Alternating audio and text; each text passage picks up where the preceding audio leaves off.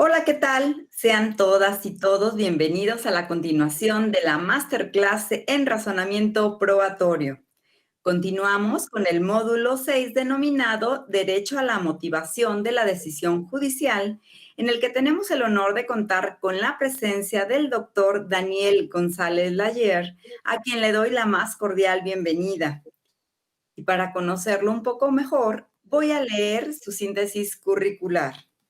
Daniel González Layer es doctor en Derecho por la Universidad de Alicante, en el que obtuvo el Premio Extraordinario de Doctorado. Es catedrático de Filosofía del Derecho de la Universidad de Alicante, profesor de las materias Lógica y Argumentación Jurídica y Argumentación en Materia de Hechos en el Máster de Argumentación Jurídica de la Universidad de Alicante.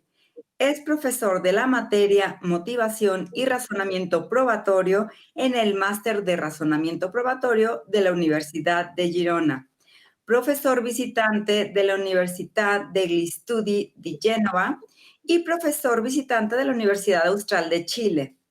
Es investigador en la Cátedra de Cultura Jurídica de la Universidad de Girona.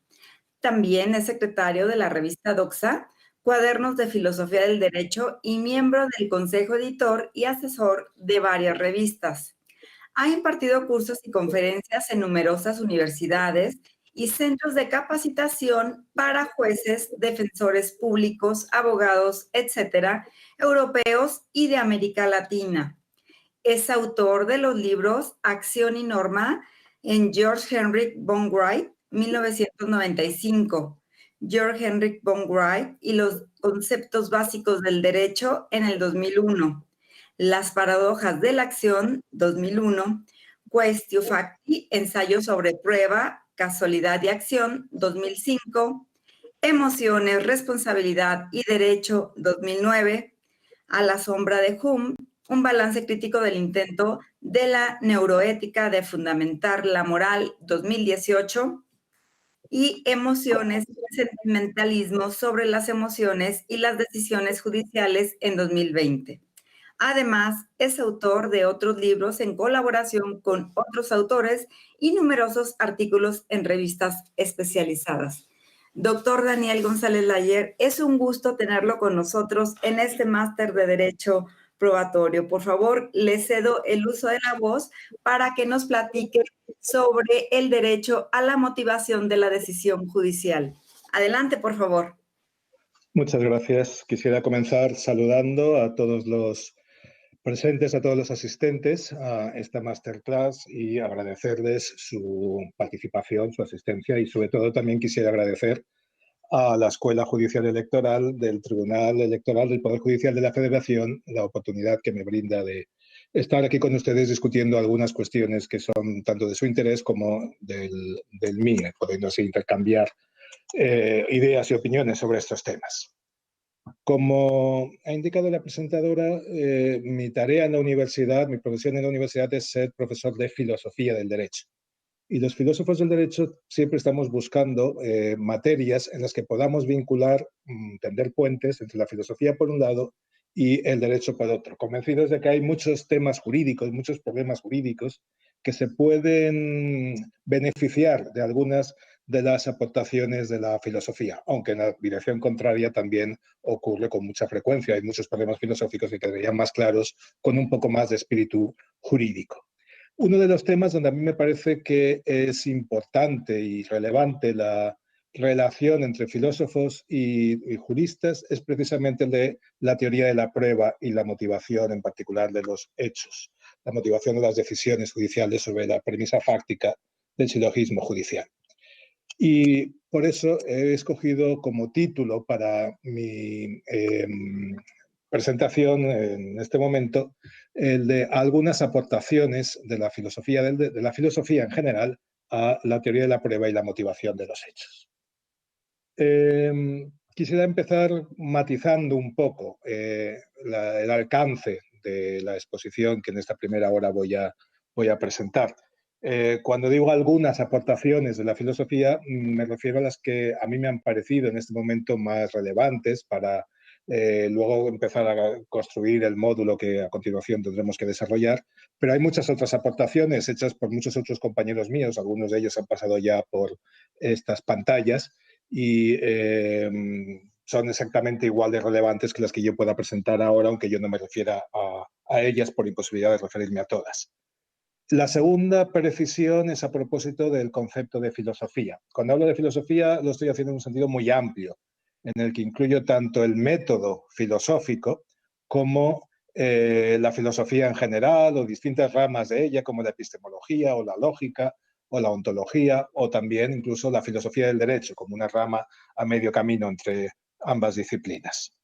Y por último, la tercera precisión, antes de empezar con el contenido ya directamente de la sesión, sería clasificar un poco qué tipo de aportaciones, a qué tipo de aportaciones es a las que me quiero referir. Yo aquí voy a tratar, en primer lugar, unas aportaciones que podríamos llamar de tipo conceptual. Me parece que la filosofía ha prestado especial atención al análisis de los conceptos, pensando que a través de ese rigor conceptual en el uso de las palabras uno puede acabar solucionando o disolviendo algunos problemas. Así que una primera parte trataré de mostrar por qué es importante prestar atención a las teorías conceptuales y a las definiciones para desarrollar una buena teoría de la prueba y sobre todo también para la motivación de los hechos. En segundo lugar, me referiré a un conjunto de aportaciones que tienen que ver con la teoría de la argumentación. Trataré de justificar por qué la argumentación en general y la argumentación jurídica y la lógica también son importantes para la motivación de la premisa fáctica del silogismo judicial. Y por último me referiré a las aportaciones que me parece que puede hacer la epistemología, o algunas aportaciones que creo que pueden venir del lado de esta rama de la filosofía que llamamos epistemología y que se ocupa de determinar cuáles son los modos de justificar nuestras creencias. Ese es un poco el esquema entonces de lo que quisiera comenzar a hablarles ahora mismo. Comencemos entonces con la primera parte, la que tiene que ver con estas aportaciones conceptuales. Como les digo, la filosofía siempre ha estado muy atenta a tratar de precisar con claridad el significado de las palabras que usa para desarrollar sus distintas teorías, sus distintas hipótesis, sus distintas elaboraciones intelectuales. Pero en especial hay una rama de la filosofía analítica, que se puede caracterizar sobre todo por su método. Un método que consiste en prestar mucha atención a la manera como hablamos, a la manera como usamos nosotros los conceptos, pensando que partir de, en primer lugar, la determinación del modo de hablar usual, de cómo normalmente en el lenguaje ordinario usamos esos conceptos, y luego someter a ese primer análisis, a un análisis más de tipo lógico, tratando de precisar todavía más el concepto, de resolver contradicciones, etc. Este tipo de método, según la filosofía analítica, puede ayudarnos a resolver muchos problemas que en realidad son pseudodiscusiones o pseudoproblemas originados por un uso inadecuado de los conceptos. Y a mí me parece que esto ocurre en buena medida en el ámbito de la teoría de la prueba. Y voy a tratar de poner tres ejemplos de por qué los conceptos y una buena clarificación de algunos conceptos es importante para la teoría de la prueba y para la motivación de los hechos. El primero de estos ejemplos tiene que ver con el concepto de hecho. Este claramente es un concepto central para la teoría de la prueba. El objeto de la prueba, podríamos decir, al menos de una manera intuitiva, son los hechos o tiene que ver con los hechos. Algo tiene que ver la prueba con los hechos. Sin embargo, el concepto de hecho no ha sido apenas tratado por los juristas. Uno puede encontrar entre los juristas un intento de esclarecer qué quiere decir hecho jurídico, el concepto de hecho jurídico. Y vienen a decir, hecho jurídico es todo aquel hecho que les resulta relevante al derecho y a partir del cual se extraen consecuencias jurídicas. Pero esta definición no nos sirve para aclarar qué es un hecho. Esta definición pone el acento en la idea de que es un hecho jurídico. Está más preocupada por esclarecer el adjetivo que el sustantivo, por esclarecer qué es lo que hace que los hechos sean jurídicos. El otro tipo de aproximación de los juristas al concepto de hecho tampoco nos resulta útil para una teoría de la prueba porque parte de contraponer el concepto de hecho al concepto de acción. Definen los hechos como aquello que no son acciones, distinguen entre aquello que nos sucede, y esos son los hechos, y aquello que nosotros hacemos, y eso son las acciones y las omisiones. Pero es evidente que para la teoría de la prueba el concepto de hecho tiene que ser más general. Cuando hablamos de la prueba de los hechos nos referimos tanto a fenómenos ajenos a la voluntad humana como a las propias acciones y omisiones de los seres humanos, de que necesitaríamos un concepto más general. En mi opinión, es muy difícil encontrar este concepto entre los juristas, incluyendo ahí los filósofos del derecho. Pero en filosofía, en cambio, es un concepto que sí que la filosofía general, es un concepto que sí que ha sido objeto de muchas discusiones. Tampoco hay entre los filósofos una noción unánime de qué es un hecho. Al contrario, hay muchas propuestas distintas. Pero hay una de esas propuestas muy sencilla, pero que a mí me parece especialmente aclaratoria para su transposición a una teoría de la prueba en el derecho. Es la teoría que sostiene que los hechos son un tipo de acontecimientos. Bertrand Russell me parece que es uno de los que con más claridad desarrollan esta noción de hecho como acontecimiento. Russell lo que nos dice, Bertrand Russell, este filósofo analítico, por cierto, lo que nos dice es que un hecho es aquello que hace que nuestras creencias sean verdaderas o falsas. Les leo muy brevemente una aproximación que hace este autor para que vean a qué me refiero. Russell dice, cuando hablo de un hecho, no me propongo alcanzar una definición exacta, sino una mera aproximación, me refiero a aquello que hace verdadera o falsa a una proposición. Si digo está lloviendo, lo que digo será verdadero en unas determinadas condiciones atmosféricas y falso en otras. Las condiciones atmosféricas que hacen que mi enunciado sea verdadero o falso, según el caso, constituyen lo que yo llamaría un hecho. Si digo Sócrates está muerto, mi enunciado será verdadero debido a un cierto suceso fisiológico que hace siglos tuvo lugar en Atenas. Es decir, aquí termina la cita, lo que nos propone Russell es en realidad que distingamos, por un lado, el mundo, la realidad, como queramos llamarlo, y por otro lado, el pensamiento. Nosotros, obviamente el pensamiento forma parte del mundo también, pero nosotros nos vemos a nosotros mismos como seres que observan y reflexionan sobre el mundo. Y hacemos entonces una inmediata distinción entre la realidad y nosotros observadores de la realidad a través de nuestro pensamiento. Entonces Russell nos dice, distingamos entre el mundo, la realidad por un lado, y el pensamiento por el otro lado. Y los hechos entonces, en esta distinción, caerían del lado de la realidad. Los hechos no están en el pensamiento, sino que forman parte de la realidad. Son acontecimientos que ocurren en el mundo real. Las creencias, en cambio, o las proposiciones o enunciados lingüísticos con las cuales expresamos esas creencias, sí caen del lado del pensamiento y del lenguaje. Las creencias son verdaderas o falsas porque los hechos hacen que esas creencias sean verdaderas o falsas. Hay una conexión, por lo tanto, entre la realidad por un lado y el pensamiento por otro lado, y esa conexión es lo que llamamos verdad. Cuando una creencia es verdadera es porque pensamos que se corresponde con un hecho del mundo, de la realidad. Y cuando una creencia es falsa o un enunciado que expresa una creencia es falso, es porque pensamos que no se corresponde con un hecho de la realidad. Aquí ya hay una primera opción, porque algunos otros filósofos podrían preferir, y de hecho muchos lo han hecho, situar a los hechos también del lado del pensamiento. Y entonces el problema de dar este paso es que la diferencia entre un hecho y una creencia se diluye demasiado. Y yo creo que en la teoría de la prueba es importante mantenerlo separado. Hay una consecuencia importante de esta concepción de los hechos como acontecimientos que están en la realidad. Hay varias conclusiones en realidad. Una primera conclusión es que los hechos son, digamos, relativamente independientes de las creencias. Están en la realidad y por lo tanto ocurren con independencia de que existamos nosotros pensando sobre ellos o teniendo creencias sobre ellos o no. Luego veremos algunas matizaciones a esta cuestión. Pero en principio los hechos ocurren con independencia de nuestras creencias.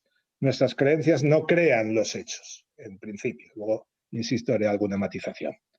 Y una segunda conclusión importante es que los hechos, que son aquello que hace que nuestras creencias sean verdaderas o falsas, son una entidad distinta de los objetos. En el lado de la realidad, además de los hechos, deberíamos colocar otro tipo de entidad, los objetos o entidades particulares. Sigo con la cita de Russell para que quede clara esta distinción entre hecho y objeto.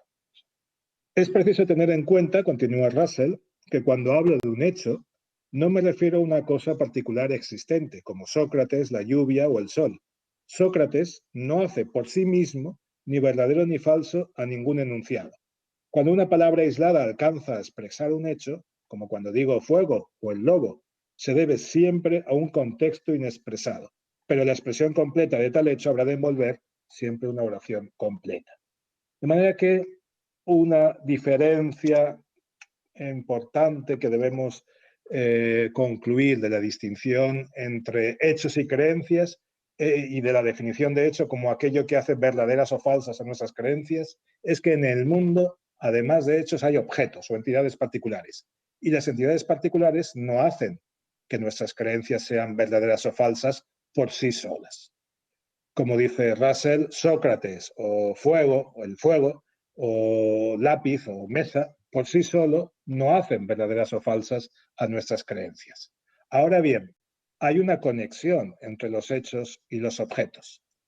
La conexión consiste en que los hechos son acontecimientos que les ocurren, por decirlo así, a los hechos. Son cosas que predicamos, perdón, a los objetos. Son cosas que predicamos de los objetos, cosas que decimos de los objetos, que atribuimos a los objetos. Mesa es un hecho, un objeto, perdón. La mesa es blanca, es un hecho, porque estoy atribuyendo a ese objeto una determinada cualidad. Mesa, por sí sola, no hace verdadero o falso nuestras creencias. No tiene sentido. Mesa no es una oración. Pero la mesa es blanca, sí que es un hecho que ocurre en la realidad. Es una propiedad que realmente tiene la mesa, pero sirve para poder decir que nuestras creencias o oraciones que describen esas creencias, que expresan esas creencias, son verdaderas o falsas. ¿Y por qué esto es importante a la teoría de la prueba? Porque esto va más allá de meras apreciaciones conceptuales que tienen que ver con la ontología y la epistemología filosóficas. Bueno, en primer lugar tendríamos que tener en cuenta que los hechos pueden probarse, porque es posible decir de un hecho, dar una afirmación que sea verdadera o falsa sobre ese hecho, pero los objetos no pueden probarse. Los objetos quedan fuera de la prueba. Yo no puedo probar una pistola. Yo puedo probar que la pistola fue el arma homicida, que la pistola pertenecía a tal persona, que la pistola era propiedad de fulanito que sin embargo no tenía licencia de armas, etcétera, etcétera. Cosas que predico de la pistola. Incluso que la pistola existe, pero predicar o decir la pistola es verdadera o la pistola es falsa no tiene sentido, salvo que le estemos completando con un hecho que vendría a decir esta es la pistola existente que se usó para el homicidio, etcétera, etcétera. Los objetos no son entonces el contenido de la prueba y los hechos sí. Demos un paso más para seguir acercándonos a la problemática que tiene que ver con esto del lado de la teoría de la prueba. Ustedes saben que la doctrina procesal tradicional y buena parte de la jurisprudencia ha repetido insistentemente, ya no me atrevería a decir que ahora con la misma insistencia, pero todavía podemos encontrar ejemplos de esto, que el objeto de la prueba no son los hechos, sino las afirmaciones sobre los hechos. El objeto de la prueba no son los hechos, aquello que se prueba no son los hechos, sino las afirmaciones sobre los hechos. Y de la mano de esta afirmación continúan diciendo que la finalidad de la prueba no es el conocimiento de los hechos o la comprobación de si los hechos han ocurrido o no, sino la convicción del juez. La convicción del juez no sabemos acerca de qué porque lo desconectan de los hechos.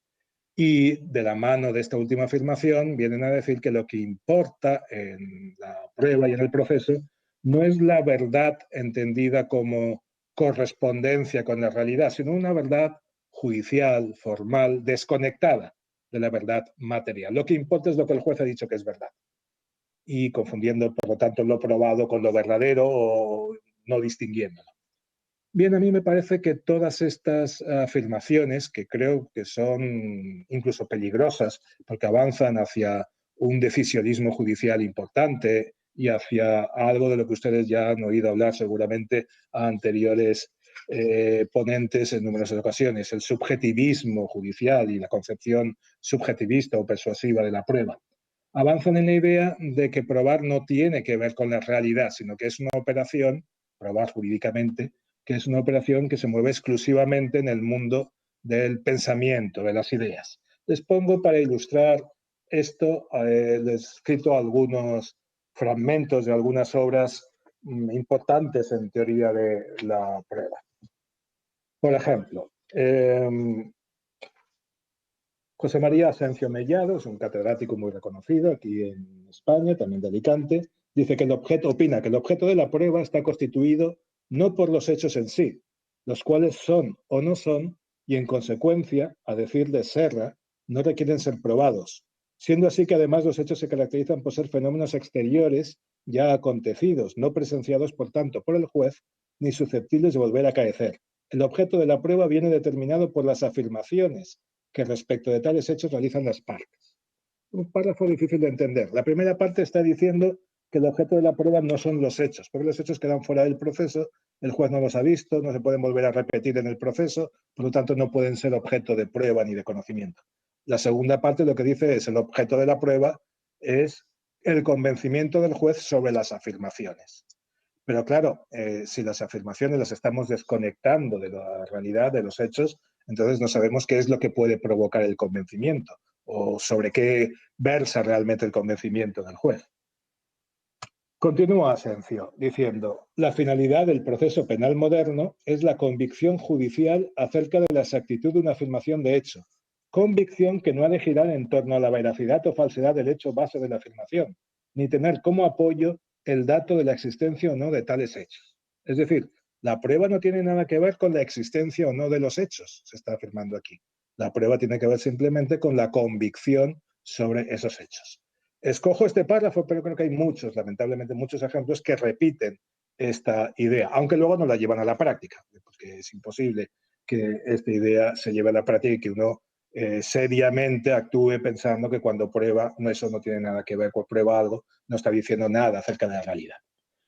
Manuel Miranda Estrampe es un gran procesalista y jurista, pero afirmó también, el hecho como fenómeno exterior al hombre existe o no en la realidad extraprocesal con independencia del resultado de la prueba.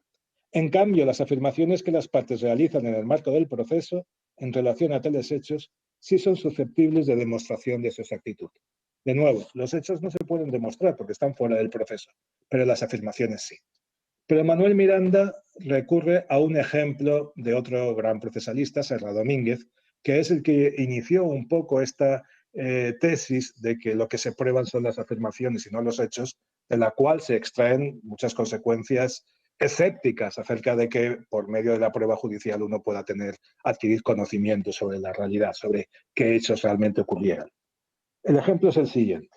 Dice Miranda, utilizando un ejemplo mencionado por el profesor Serra Domínguez, podemos decir que si bien es imposible probar una mesa, por el contrario, si una persona afirma que existe una determinada mesa en un cierto lugar y predica determinadas cualidades de la misma, entonces sí es posible la demostración de exactitud de dichas afirmaciones.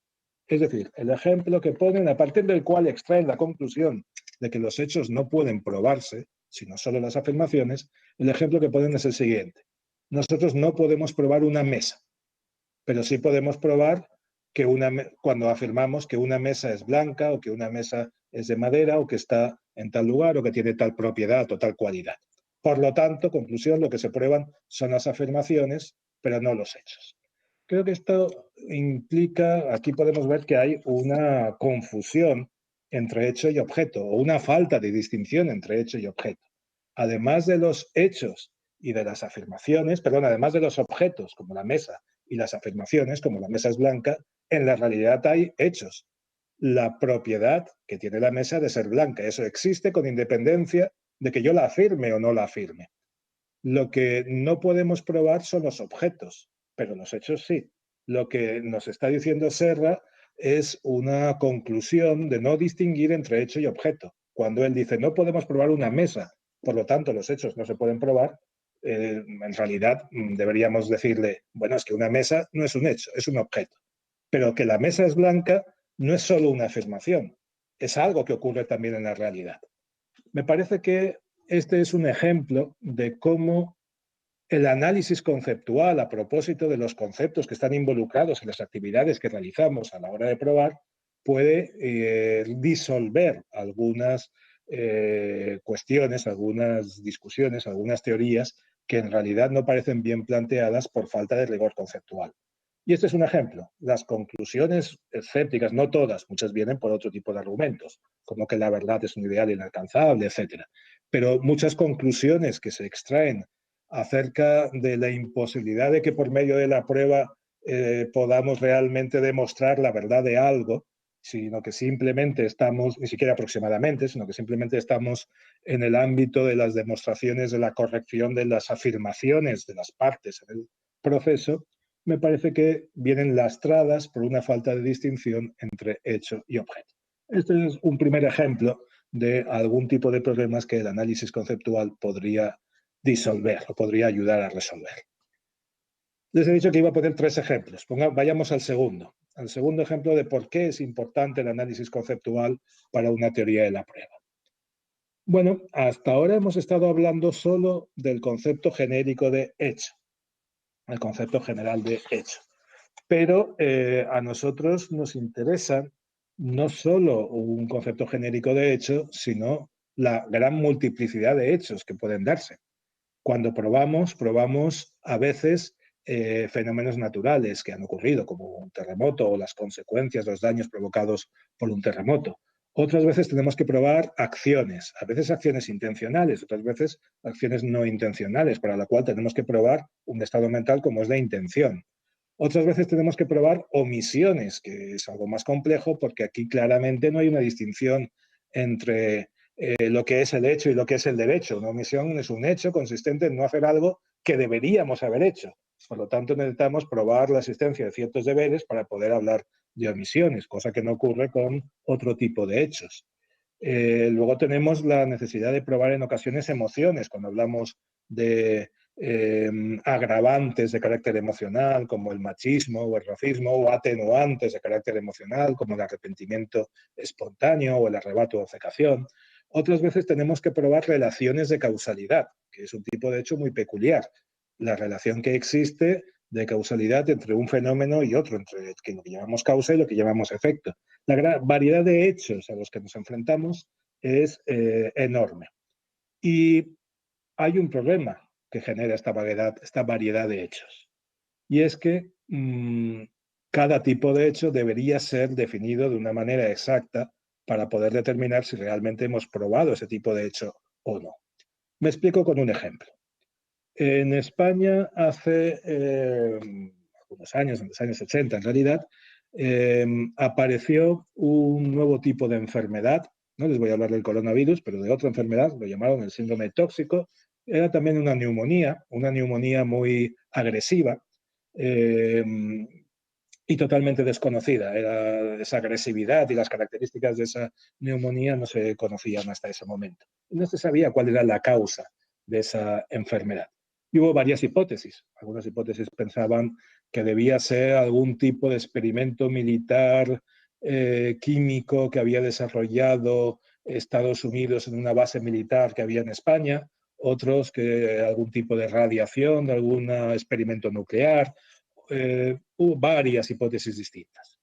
Pero poco a poco se dieron dando cuenta de que el mapa de España, donde aparecían esta nueva enfermedad, donde aparecían casos de esa nueva enfermedad, coincidía con el mapa de la distribución de un tipo de aceite fabricado con la semilla de la colza, que se había detectado que se estaba vendiendo sin autorización por parte de las autoridades sanitarias.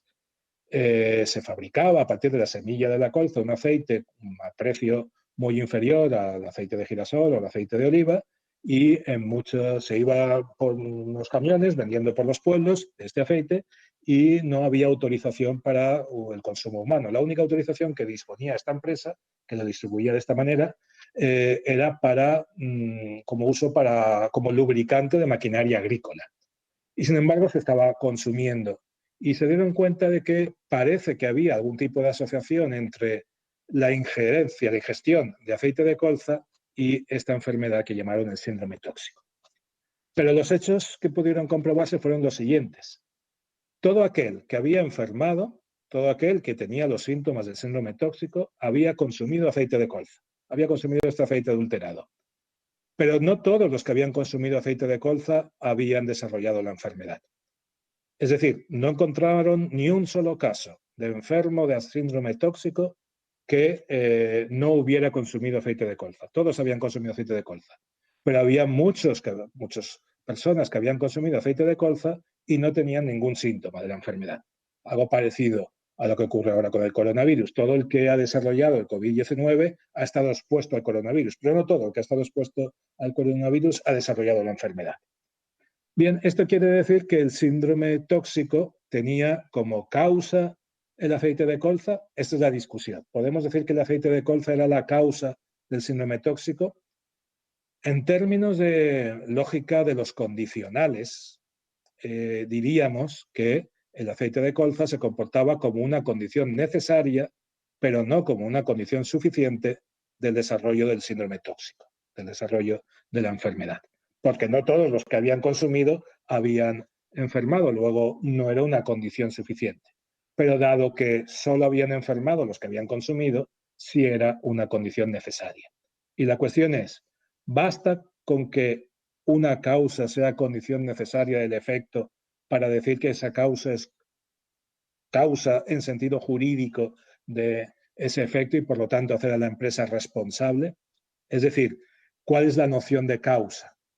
¿Como condición necesaria o como condición suficiente? Esto es algo que los penalistas, como saben, han discutido muchas veces.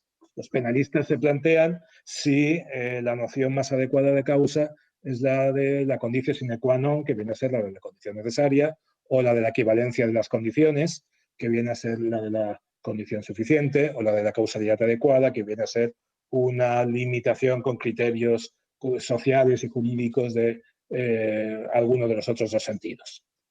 Pero lo que me importa a mí ahora destacar es que la afirmación queda probado que el aceite de colza es causa del síndrome tóxico depende no solo de cuestiones empíricas, de constatar si todos los que han consumido han enfermado o no, etcétera, sino que depende en buena medida del concepto de causa que tengamos. Depende en buena medida de un concepto. Tendríamos que tener una buena definición de causa y acordar una buena definición de causa para poder determinar si efectivamente el aceite de colza fue la causa del síndrome tóxico. Si no nos ponemos de acuerdo en el concepto de causa, no sabremos si podemos dar por probada esa relación causal en este caso. Y lo mismo ocurre si pensamos, por ejemplo, en el concepto de intención.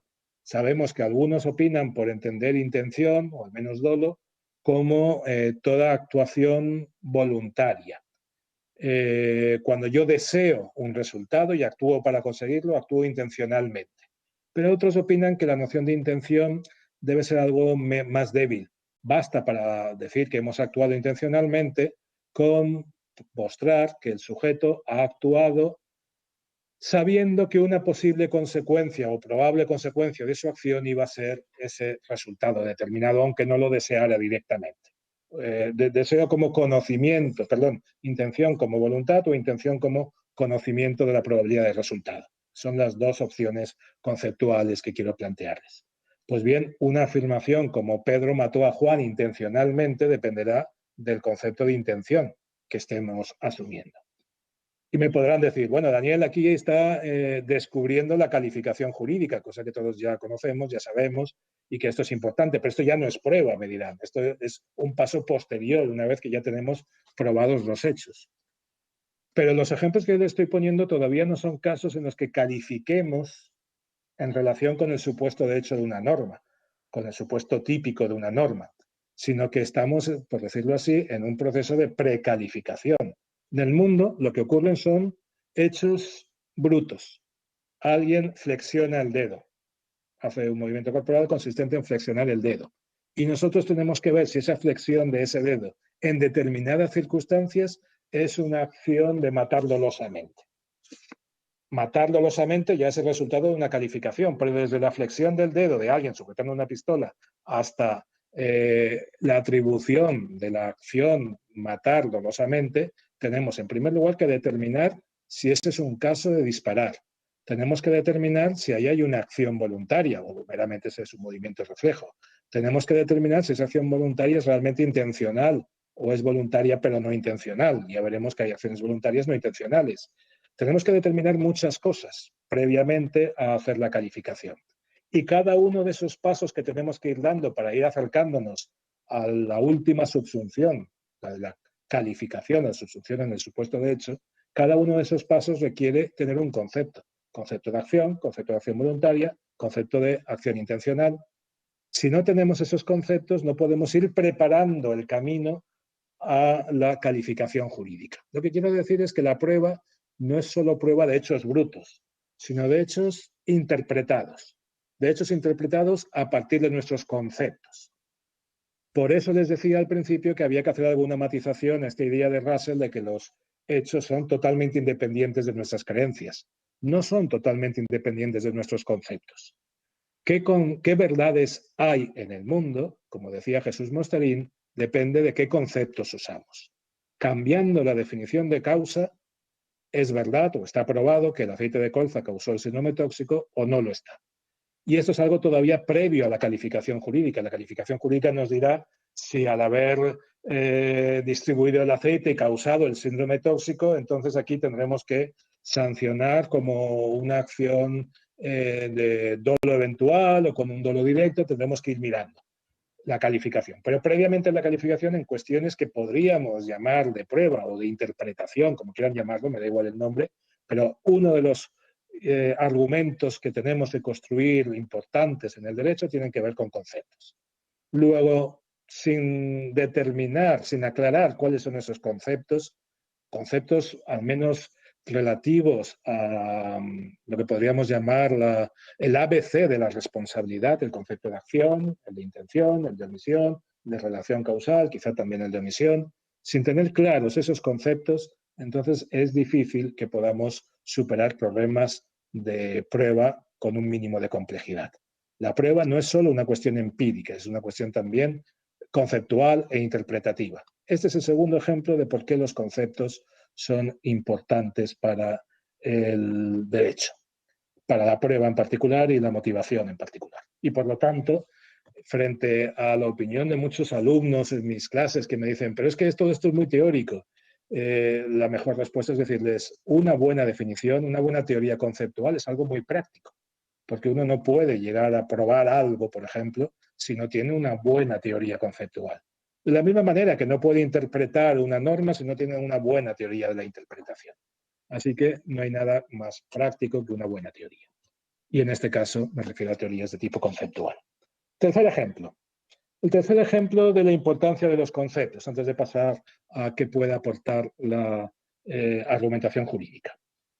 El tercer ejemplo tiene que ver con la noción de motivar, y en realidad lo voy a usar como un enlace entre esta parte y la siguiente de mi exposición. La noción de motivar es otra de las nociones que los procesalistas, que la doctrina procesal me parece que ha descuidado, porque también de nuevo la doctrina tradicional, y todavía encontramos muchos ejemplos de ella, aunque también hay muchos ejemplos superadores, entiende que motivar es explicar los motivos, causas, razones por las cuales el juez ha llegado a una determinada decisión sobre los hechos.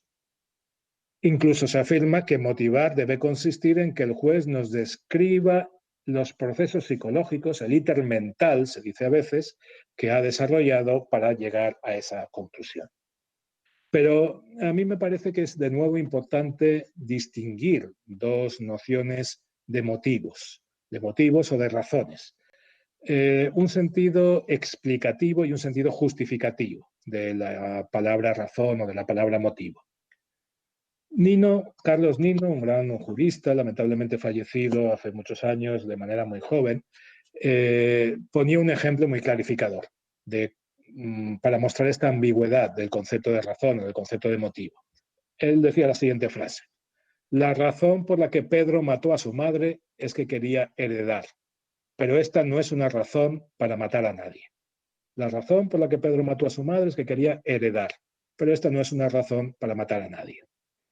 Bueno, ¿en qué quedamos? ¿Es o no es una razón? En la misma frase está diciendo que lo es y que no lo es. Y donde pone razón podríamos poner motivo. Lo que ocurre no es que haya aquí una contradicción en esta frase, sino que la palabra razón tiene dos significados distintos.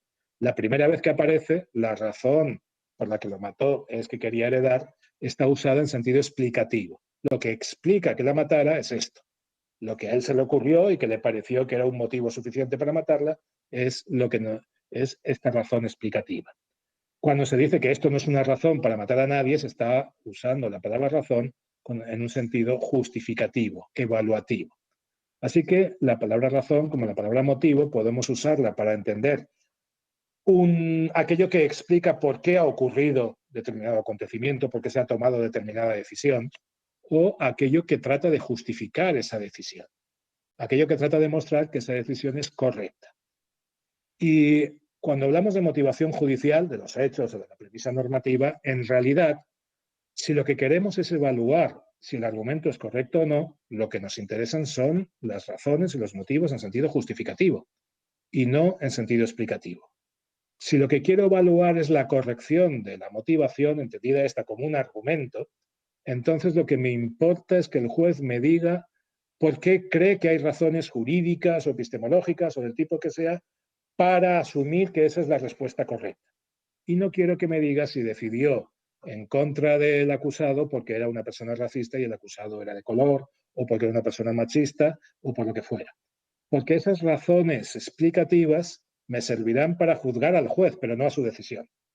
Si yo critico la decisión porque me parece que el juez es un mal juez, que se deja llevar por motivos psicológicos que no corresponden, entonces estoy incurriendo en una falacia, la falacia ad hominem, que consiste en criticar a la persona en lugar de a su opinión. Si lo que quiero es criticar su opinión, lo que tengo que hacer es centrarme en las razones justificativas. Así que lo que le tenemos que pedir a los jueces es que nos digan cuáles son las razones que en su opinión justifican esa decisión. Ojalá las razones que para ellos justifican la decisión son las que además explican su decisión. Entonces tenemos al juez ideal, el que se deja guiar exclusivamente por las razones, aquel en el que coinciden las razones explicativas y las razones justificativas. Pero si no coinciden y lo que nos importa es la corrección del argumento, tenemos que mirar solo las razones justificativas. Así que motivar no consiste en explicar las razones que de hecho llevaron al juez a tomar una decisión, salvo que éstas coincidieran con las razones que la justifican. Motivar una decisión consiste en que el juez racionalice su decisión a posteriori, incluso una vez ya tomada, que la racionalice para mostrarnos que esa decisión es justificada, con argumentos que todos podamos aceptar. Que a Newton le cayera una manzana en la cabeza explica que descubriera la teoría de la gravedad, su ocurrencia respecto a la teoría de la gravedad. Pero si quiere justificar que la teoría de la gravedad es correcta y hay que aceptarla, debe recurrir a otro tipo de razones que ya no son explicativas. Tiene que recurrir a decirnos que la teoría de la gravedad permite explicar acontecimientos, predecir otros acontecimientos, que permite integrarla en el conocimiento, conjunto de teorías que ya conocemos, etc. Es decir, que nos resulta útil para la ciencia.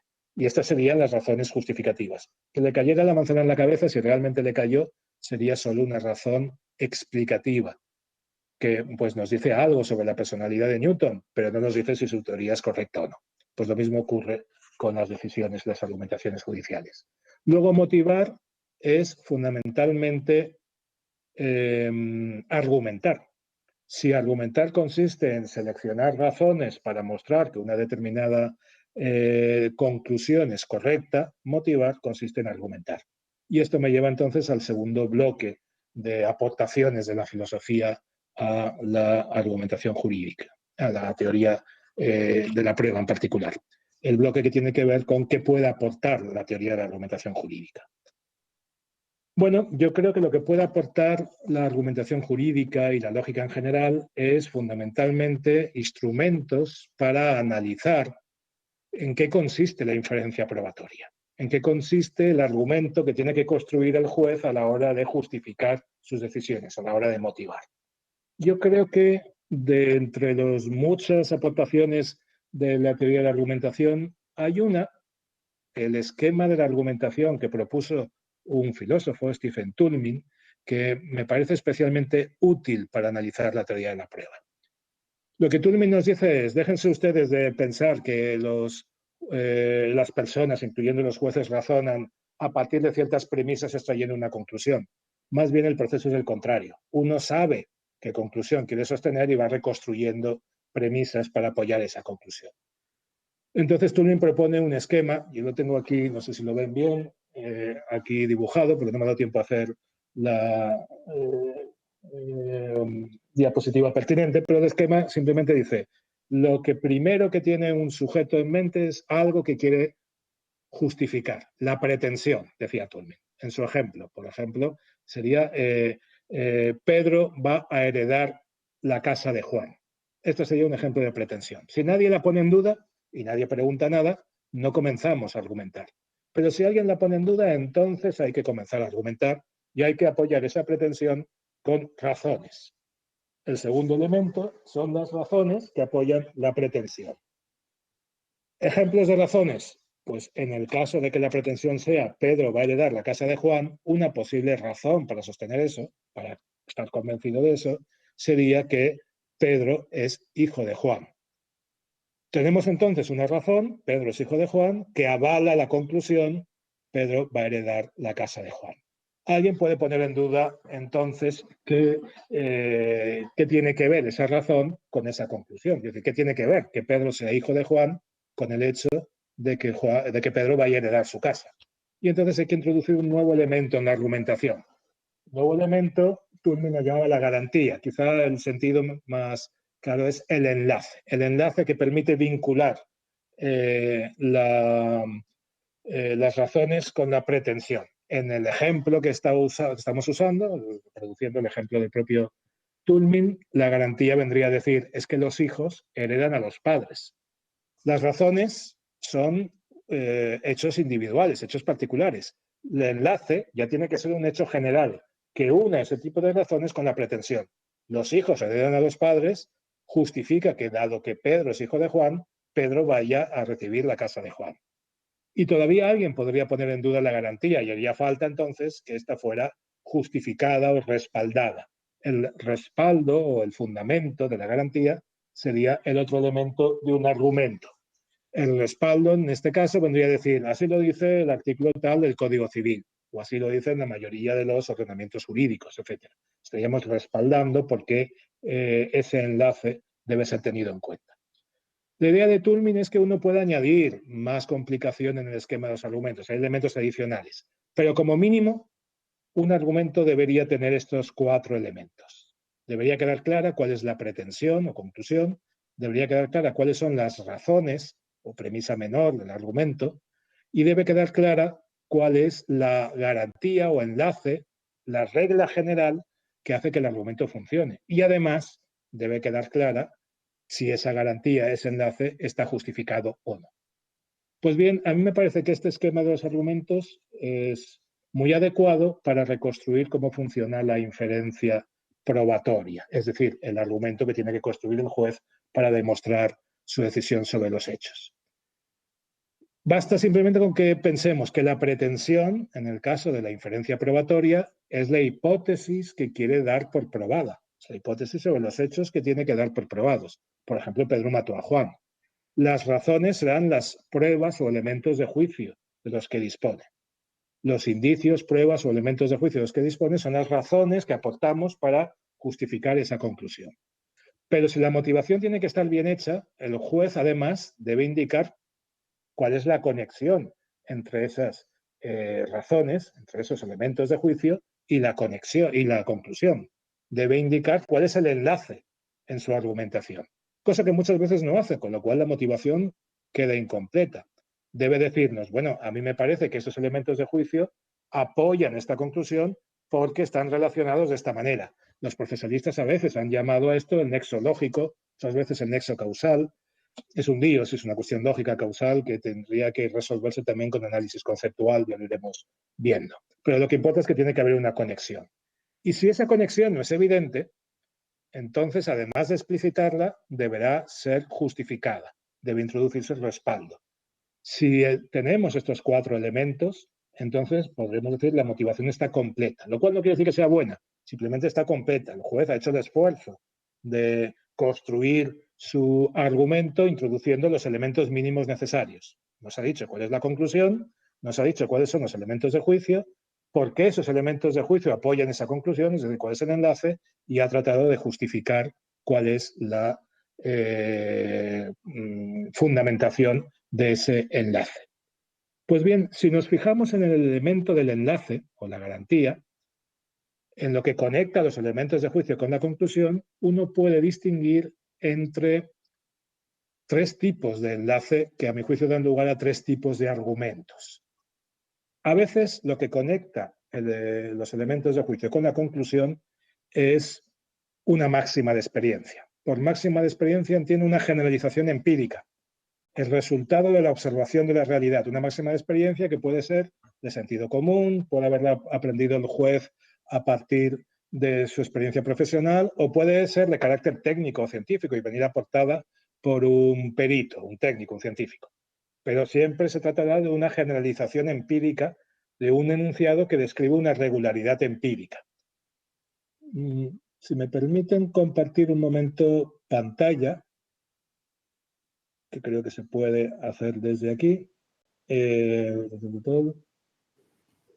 la No sé parte si... inferior, doctor, Sí, aparece donde una pone...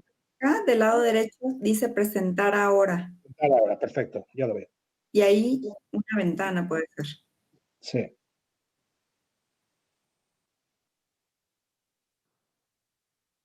Les voy a poner algunos ejemplos de inferencia probatoria con máximas de experiencia, para que vean un poco a lo que me refiero.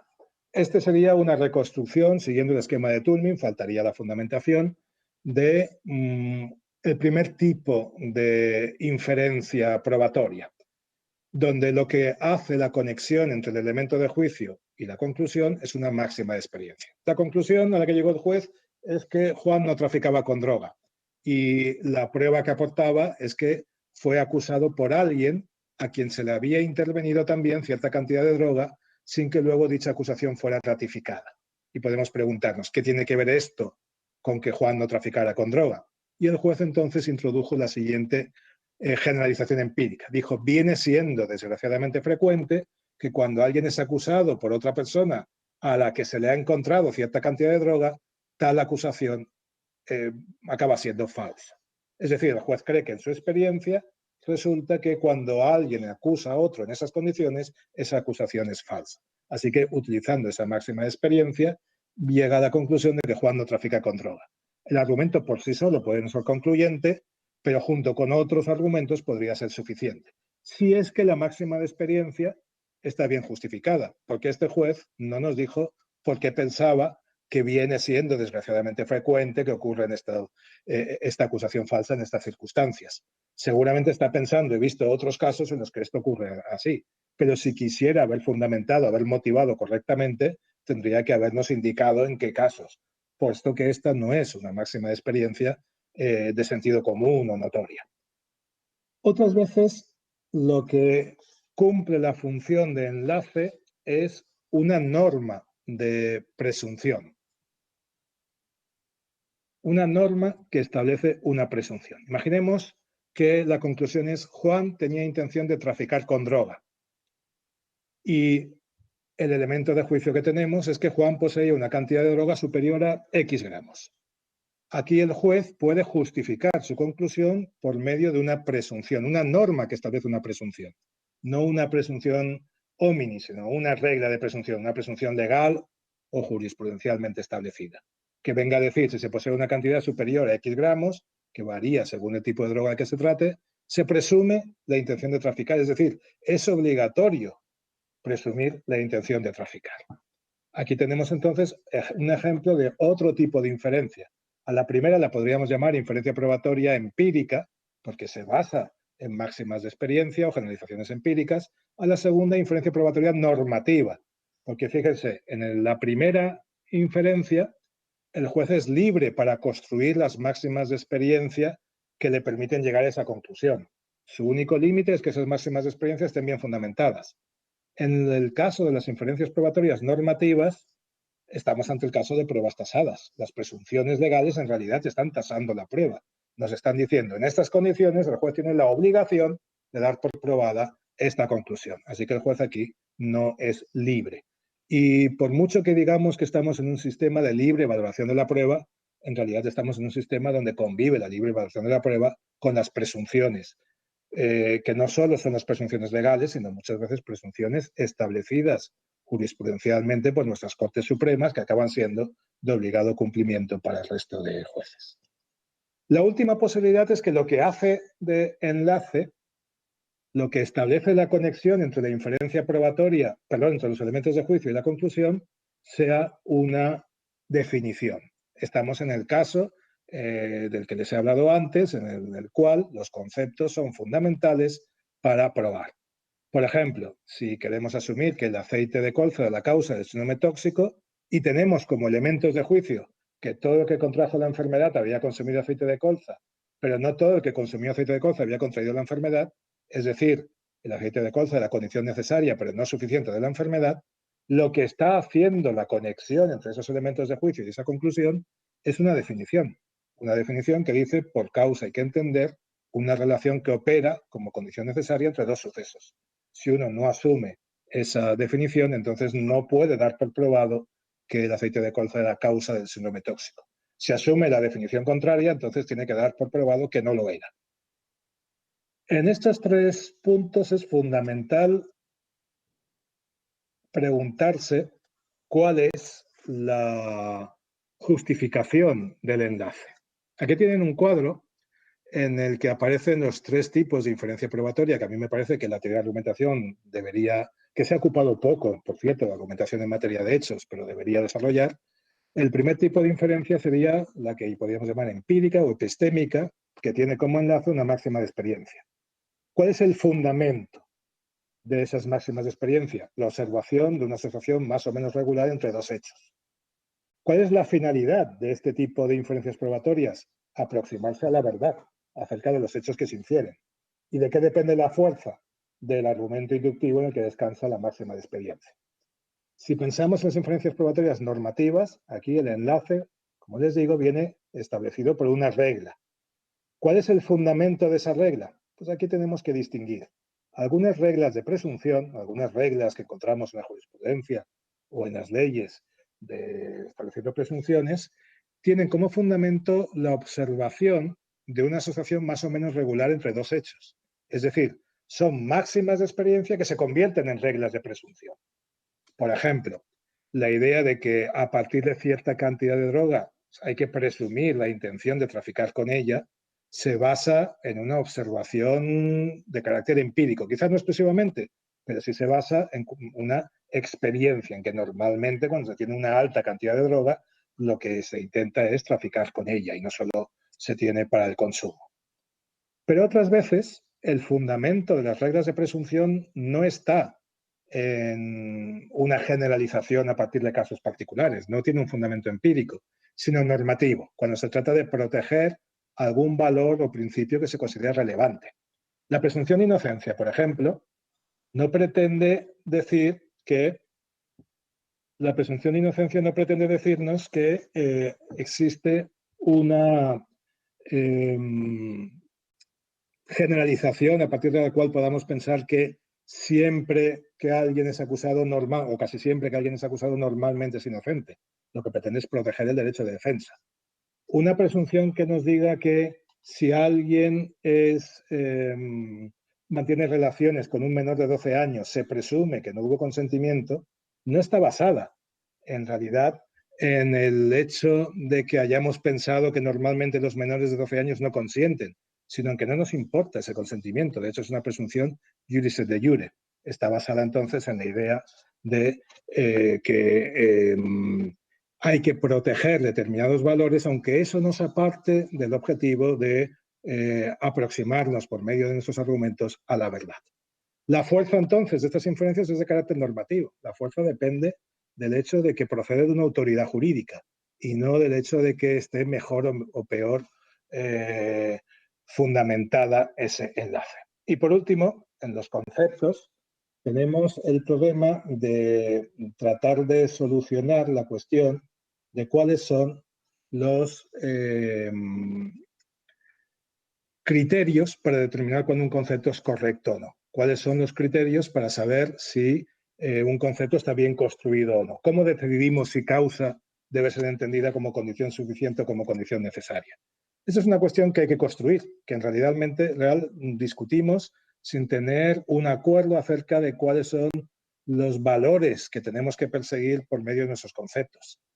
Yo diría que más o menos hay que buscar un equilibrio entre usar conceptos que no se apartan demasiado del sentido común, del uso de esas palabras en el lenguaje ordinario, pero al mismo tiempo que no nos lleven a conclusiones claramente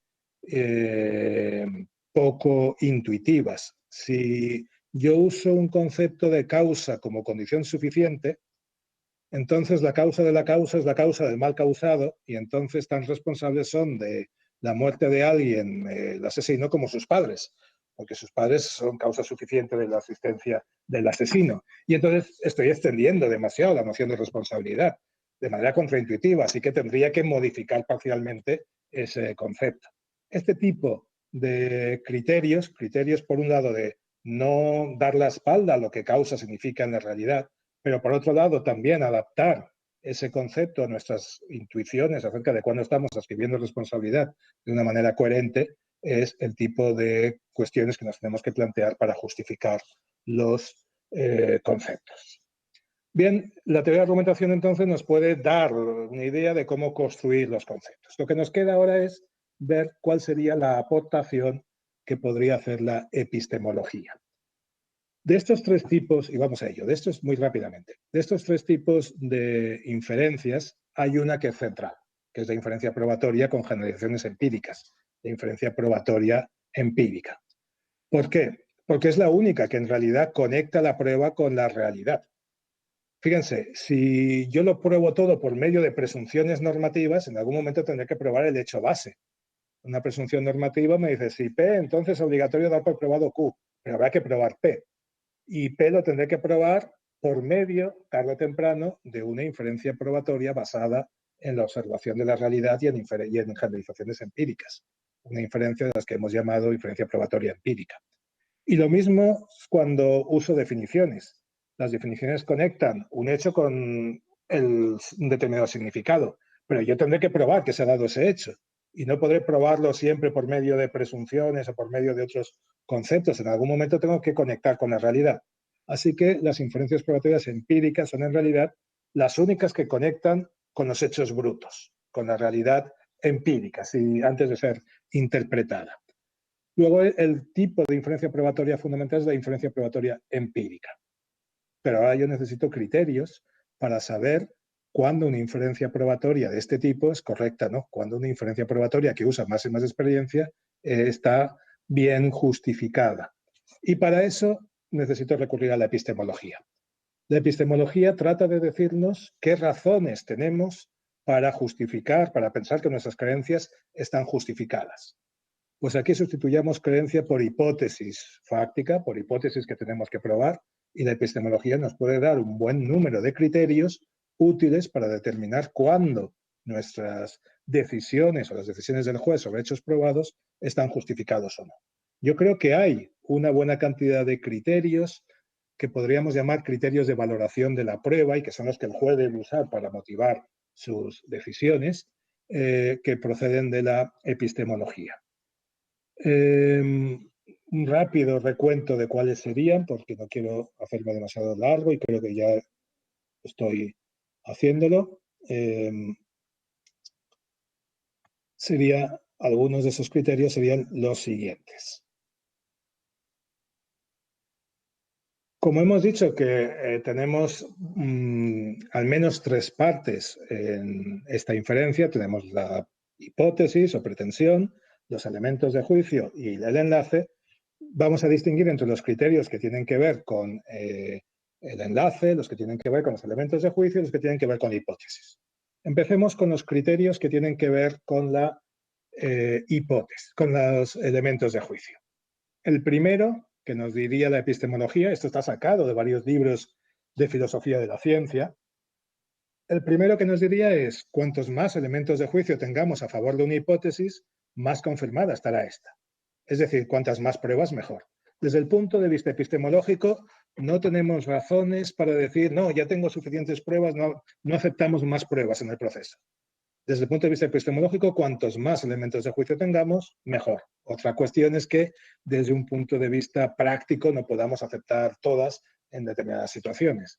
Pero sabemos que siempre estaremos sacrificando un valor epistemológico cuando negamos la práctica de una prueba, salvo que ésta no sea pertinente por alguna razón distinta. Cuantos más variados, sería el segundo criterio, sean los elementos de juicio, es decir, cuando añaden información que permiten eliminar hipótesis alternativas, mejor confirmada está una hipótesis. Esto es algo más difícil de darse cuenta, la importancia de la variedad. No solo es importante cuántos elementos de juicio tenemos, sino la diversidad de los mismos. Los epistemólogos lo explican con un ejemplo. Un científico en el siglo XIX pretendía demostrar que las abejas reconocen los colores y que tienen predilección por el color rojo. Estaban buscando los mecanismos por el que unas flores les atraen más que otras. Y decían, bueno, las abejas reconocen los colores y tienen predilección por el color rojo. Y hacían el siguiente experimento. Tenían una colmena llena de abejas y 3 fuentes. Una fuente con agua tintada de azul, una fuente con agua tintada de rojo y una fuente con agua tintada de verde. Y cada vez que abrían la colmena, las abejas se iban una y otra vez a la fuente tintada de rojo. Así que este científico estaba muy contento pensando que conseguía aportar muchas pruebas, porque repetía el experimento muchas veces, a favor de su hipótesis de que las abejas se sienten atraídas por el color rojo.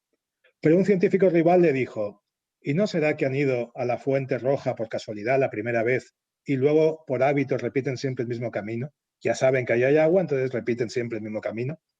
Bueno, esta es una hipótesis alternativa contraria a la que quiere defender el primer científico.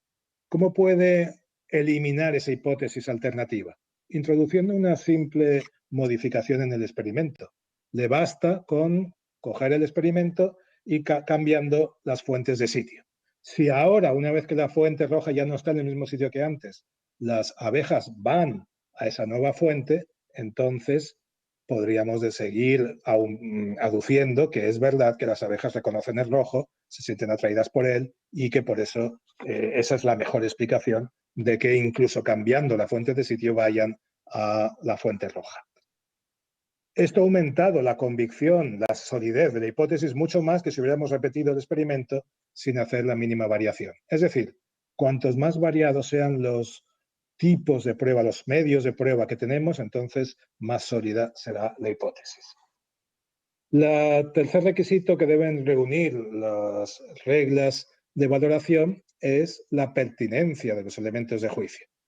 La pertinencia en sentido epistemológico significará, en sentido epistémico significa que haya una conexión entre los elementos de juicio y la hipótesis, una conexión por medio de esas generalizaciones empíricas. Y el cuarto elemento, la fiabilidad de los elementos de juicio. Es evidente que si lo que yo tengo son, por ejemplo, declaraciones de testigos y estas no me parecen muy creíbles o poco fiables, por ejemplo, son testigos colaboradores a cambio de beneficios procesales, entonces la conclusión de hipótesis a la que llego es menos sólida.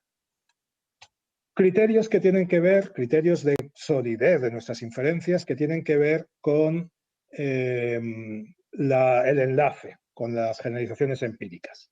Bueno, en primer lugar, cuanto más fundadas estén las máximas de experiencia en generalizaciones inductivas, más sólidas de hipótesis. Es decir, cuantos más casos haya visto yo en el que se cumple esa afirmación, esa máxima de experiencia, más sólidas de hipótesis final. Las máximas de experiencia, dicho de otra manera, tienen que venir bien justificadas en la experiencia, porque si no, son simples prejuicios. Pero además, y este es el segundo requisito, las máximas de experiencia tienen normalmente un carácter probabilístico. Dicen, si P, entonces probablemente Q.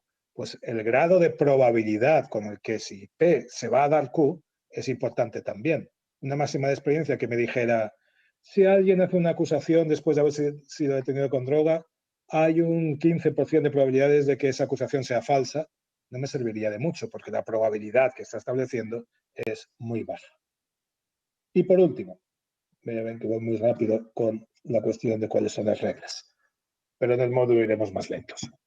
Por último, tenemos una serie de reglas de corrección de nuestras motivaciones, de nuestros argumentos, que tienen que ver con cómo debe ser la hipótesis. La hipótesis no debe haber sido refutada ni directa ni indirectamente. Es decir, no debemos tener ninguna hipótesis contraria que nos parezca más sólida que la hipótesis principal. Además, tiene que venir mínimamente confirmada en el siguiente sentido. De una hipótesis yo puedo extraer, tratar de ver cuáles serían las consecuencias de que esa hipótesis fuera verdadera. Si esas consecuencias efectivamente puedo contrastar que se han dado, entonces eso aumenta la confirmación de la hipótesis principal. Si yo pienso que Pedro es el culpable y creo que si Pedro es el culpable tendrá una gran cantidad de droga en su casa y miro en su casa y me encuentro la droga, pues entonces nuestra hipótesis se ve confirmada en una buena medida. La coherencia, desde un punto de vista de la narración de la hipótesis, es también importante. Cuando hablamos de hipótesis no es solo una conclusión del tipo Pedro es culpable o Pedro es el asesino, sino más bien es una narración de cómo han ocurrido los hechos, de qué intenciones se han tenido, cuáles han sido los motivos, etc. Y tenemos que exigir coherencia en esta narración. La coherencia por sí sola no es suficiente para la prueba, pero es un elemento más. La hipótesis, además, debe poder explicar todos los elementos de juicio o pruebas que nos hemos encontrado. La hipótesis, además, no debe exigir que haya hechos comprobados, hechos que no han podido ser comprobados. Y, además, la hipótesis que tomamos como principal, como confirmada, debe ser más sólida que todas las hipótesis alternativas incompatibles con ellas. Es decir, cuando tenemos una hipótesis, nosotros nos encontramos con que siempre convive con otras hipótesis alternativas. Cuantas menos hipótesis alternativas tengamos, más sólida es la hipótesis principal que queremos justificar.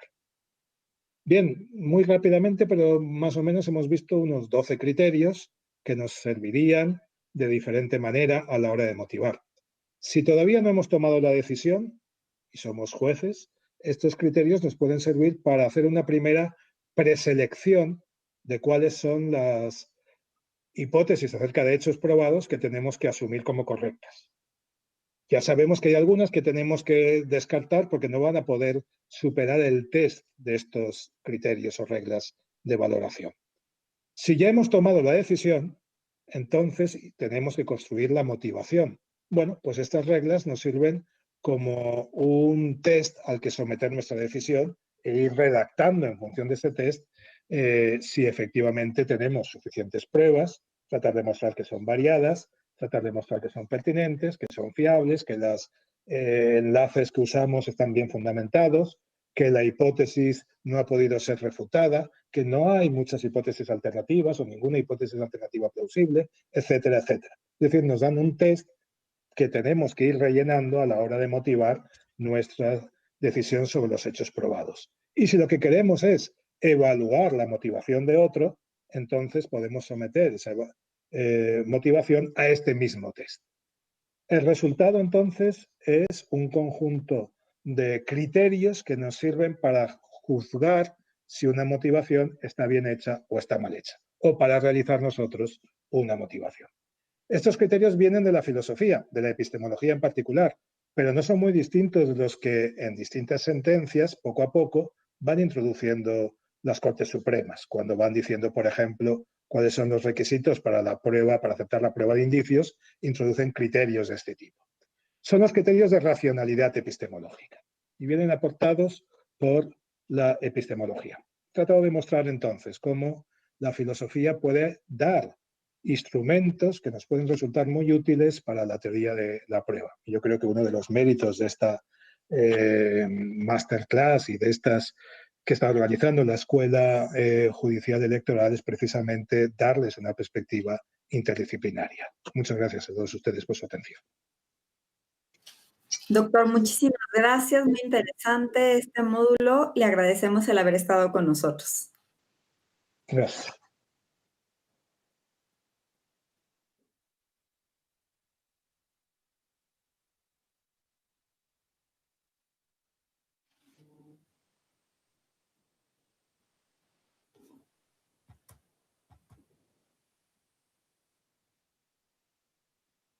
Gracias, Nayeli.